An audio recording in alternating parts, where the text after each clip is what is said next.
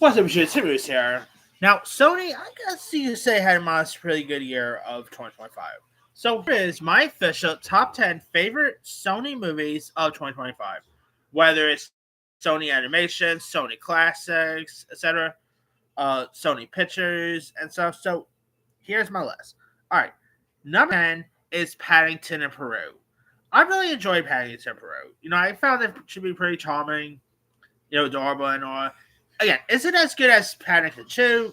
Definitely not. But I still so highly enjoyed it. Antonio Banderas was a really good villain here. Uh, I still was ashamed that they couldn't get Sally Hawkins to return, but you know what? Emily Mortimer, playing the mother, replacing Sally Hawkins was okay. I still really had a fun time with it. It was just really decent. It was entertaining at times, and there are of course talk about part four. I'm definitely down to see more. All right, coming in at number nine is 28 Years Later. I really quite enjoyed 28 Years Later. I mean, I know there are some people who were not a fan of it, and that's cool, I guess. But I still thought it was pretty decent. Ray Fiennes was terrific. Alfie Williams, who I can't wait to see that one. All right, and of course, by the way, maybe next week or so, I will be talking about the Sony movies coming out in 2026. So keep your eye out for that there. All right. Number eight is, of course, One of Them Days. Now, One of Them Days, of course, stars Kiki Palmer and SZA. Where they play like best friends and roommates who are about to get, have one of those days here when they discover that, one of their boyfriends has like blown their rent money, and the duo find themselves to like go extreme to race against the clock to avoid eviction here. And you have like SZA and Kiki Palmer really play off each other very well here. You do got some other really fun supporting players. You do got like Cat Williams, who steals so many scenes here. Maud Apatow. I really had a fun time with this one. It was definitely hilarious. Really felt like a modern Friday in a weird way, like a female version of Friday. It's such a good one. If you guys haven't seen it, it came out in early January. It's a really good one there. Number seven, this one just came out, and that is Anaconda. Now, the reviews for this isn't like the best, but I had a blast with this. Like Jack Black, Para teaming up was really good. I really quite like the way the Anaconda looked. Definitely a really decent, fun, entertaining one here. Definitely has some fun humor to it. I mean, if you guys haven't seen it, it's in theaters now. Do yourself a favor, give it a go. You won't be disappointed. All right, number six is Blue Moon. Blue Moon, of course, is from Sony Classics, starring Ethan Hawke as legendary lyricist Lawrence Hart, who confronts his like shattered self confidence in like this bar here, and of course, great Bobby Cannavale. The whole movie does take place in one setting, and it's a little bit like, let's say, the Before trilogies in a way. Like it's all mostly talking throughout, but the dialogue is really decent. I love the way Ethan Hawke looks as Lorenz Hart. It's such a good one. If you guys haven't seen it, give it a go. Richard Linklater did a really good job with this. All right, number five is Karate Kid Legends. Karate Kid Legends, which didn't really get the best love when it got released, I thought it was a really good one. I thought Ben Wang was really good. Jackie Chan, Ralph Macchio. I thought it was a really decent Karate Kid installment.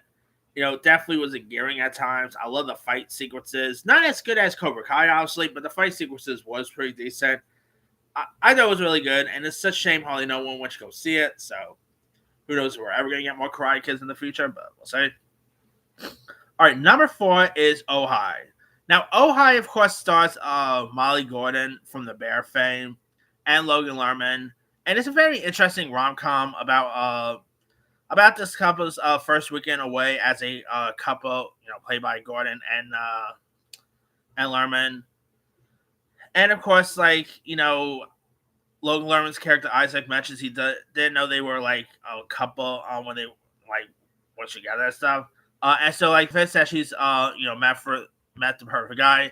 She goes and just like ties him up until he comes to his senses that they're meant to be together. It's like a romantic version of Misery in a weird way. It's a really decent one, to say the least. I mean, yeah, it sounds a little weird when you like on paper. But some about it was pretty decent. It definitely had some fun charm to it, some decent humor. I mean, Molly Gordon's terrific in this. Logan Lerman's good. I mean, if you guys haven't really seen it, give it a go. It's on Netflix now, I think, so highly recommend that one. All right. Number 3 is Eleanor the Great. Another movie from Sony Classics. Sony Classics has had some pretty good stuff this year. But Eleanor the Great is a really good one here, starring June Squibb as Eleanor Morgenstein, who tries to rebuild her life after the death of her best friend. And, she moves back to New York City after living in Florida for decades here. And of course, June Squibb, strikes up a friendship with this younger girl, played by Ellen Kellyman, because she was like really fascinated with the story she told and stuff. Spoiler: the story that she told was actually a lie and stuff. But June Squibb really does such a good job here. Erin Kellyman, who was in that Not So Good Willow series, she was great. She was at Edge Force, terrific in this. Directed by Scarlett Johansson in her directorial debut. It's such a really good one. It is well worth a watch. If you guys haven't seen it, highly recommend that one. All right, number 2 is Caught Stealing. Caught Stealing is a lot of fun. It's entertaining. It's endearing. Darren Aronofsky did a good job directing. Of course, Austin Butler's terrific in this one. It's such a really decent one. If you guys haven't seen it, definitely give that one a go. I mean, of course, based on a book here. It's a shame Hollywood really no one went to go see it when it was released, but it's on Netflix. If you guys haven't seen it yet, give it a go. It's a really good one. And my number 1 favorite Sony movie this year is K-pop Demon Hunters. Now, of course, obviously this did hit Netflix, but it's still Sony Animation, so technically it's in both my once I do my top 10 Netflix films, this will also be in that list as well. But K-pop Demon Hunters is just excellent. Love the music here. Golden is definitely one of the best songs with the word Golden in the title since I had a golden ticket from Willy Wonka, It's just such a really good one. I love the, characters here. I love the villain and all. I mean, it's such a really, definitely, so Sony Animation has been doing really great since, its debacle of the Emoji movie. Between this, Spider-Man Across the Spider-Verse, Into the Spider-Verse, the new movie Goat looks pretty interesting. They're putting out some really good stuff since, and K-pop Demon Hunters is one of them. I did of course saw this on when it dropped Netflix on June, but then I actually rewatched it again, but this time in theaters when they did like a re-release of it, like a sing-along version, and it was a really good big screen experiment. And yeah, hopefully when they do the sequel, they will release that in theirs, but who knows. But that's pretty much it there. Here is my quick rundown. Number 10, Paddington Peru. Number 9, 28 Years Later. Number 8, One of Them Days. Number 7, Anaconda. Number 6, Blue Moon. Number 5, Karate Kid Legends. Number 4, Oh Hi. Number 3, Eleanor the Great. Number 2, Caught Stealing. And number 1 is K-pop Demon Hunters. Now, there's a couple of other honorable mentions I like to include. I'm actually one of the rare folks who did not mind the new I Know What You Did Last Summer. That will definitely be my honorable mention. So on Fire. Another Sony classic film, Nuremberg. There is this one film coming out, but it hasn't really been released yet, called The Quarrel. Or I think it's called The Quarrel or something with Ray Fiennes. That looks decent. But I haven't seen it yet, so. Let's see. Onslaught Forces. Probably the worst film they put out this year is maybe A Big Bold View for Journey with Colin Farrell. That's probably the worst thing they put out this year. Hot Eyes was a pretty decent one.